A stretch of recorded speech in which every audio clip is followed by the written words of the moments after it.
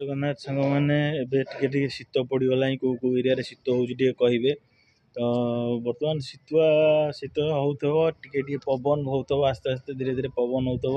ତ ଶୀତୁଆ ସକାଳର ଏଇ ଯେଉଁ ଖରାଟା ଖାଇବାକୁ ବହୁତ ଭଲ ଲାଗେ, ଏତେ ଦେହ ଫୁର୍ତ୍ତି ଲାଗେ, ସତେଜ ଲାଗେ।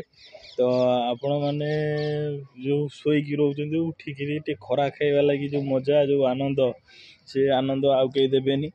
ତ ଆପଣମାନେ କୁହନ୍ତୁ କେଉଁ କେଉଁ ଏରିଆରେ ଶୀତ ହେଲାଣି, ଶୀତ ଟିକେ ପଡ଼ିଲାଣି। କାହିଁକିନା ଆମ କେନ୍ଦ୍ରାପଡ଼ାରେ ଟିକେ ଟିକେ ଶୀତ ହେଲାଣି, ଭଲ ଲାଗୁଛି, ଶୀତୁଆ ଲାଗୁଛି, ଖରାଟା ବି ବେଶୀ କାଟୁନି, ବହୁତ ବଢ଼ିଆ ଲାଗୁଛି। ତ ଆପଣମାନେ କୁହନ୍ତୁ କେଉଁ କେଉଁ ଏରିଆରେ ଶୀତ ଟିକେ ଟିକେ ପଡ଼ିଲାଣି, କେଉଁଠି କେଉଁଠି ଶୀତ ହେଲାଣି, ଆଉ କେମିତି କ'ଣ ଅଛନ୍ତି ସାଙ୍ଗମାନେ, ସମସ୍ତେ ଭଲରେ ଅଛନ୍ତି ତ?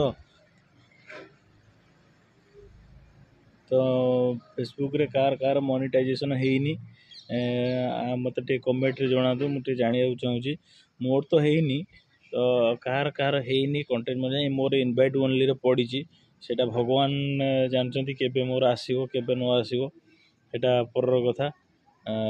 ତ ଫେସବୁକ୍ରେ ବହୁତ ସାରା ଭଲ ପାଇବା ମିଳୁଛି, ବହୁତ ଭାଇମାନେ କମେଣ୍ଟ କରୁଛନ୍ତି ମୋତେ, ଜୟ ଜଗନ୍ନାଥ, ଜୟ ଶ୍ରୀରାମ, ଗୁଡ଼୍ ମର୍ଣ୍ଣିଂ, ବହୁତ ସାରା କମେଣ୍ଟ ବି ଆସୁଛି, ଭେରି ନାଇସ୍, ଗୁଡ଼୍ ଲକ୍।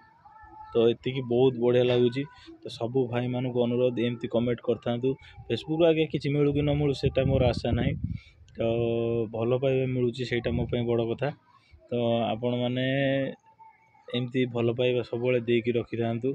ତ ସମସ୍ତଙ୍କୁ ସବୁ ଲେବୁଲ୍ରେ ଦେଖନ୍ତୁ, ଛୋଟ ଛୋଟ ଜାଗାରେ, ବଡ଼ ଜାଗାରେ, କିନ୍ତୁ ଏଇଟା ଫେସବୁକ୍ରେ କେବେ କରିବେନି। ଛୋଟ ଛୋଟ ଜାଗାରେ, ବଡ଼ ଜାଗାରେ ସମସ୍ତେ ସପୋର୍ଟ କରନ୍ତୁ।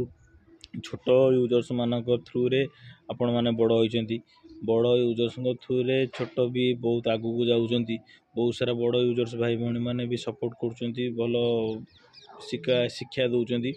ତ ସେମାନଙ୍କୁ ବି ସପୋର୍ଟ କରନ୍ତୁ, ସମସ୍ତଙ୍କୁ ସପୋର୍ଟ କରନ୍ତୁ ଭାଇ, ସମସ୍ତେ ଆଗକୁ ଯିବା।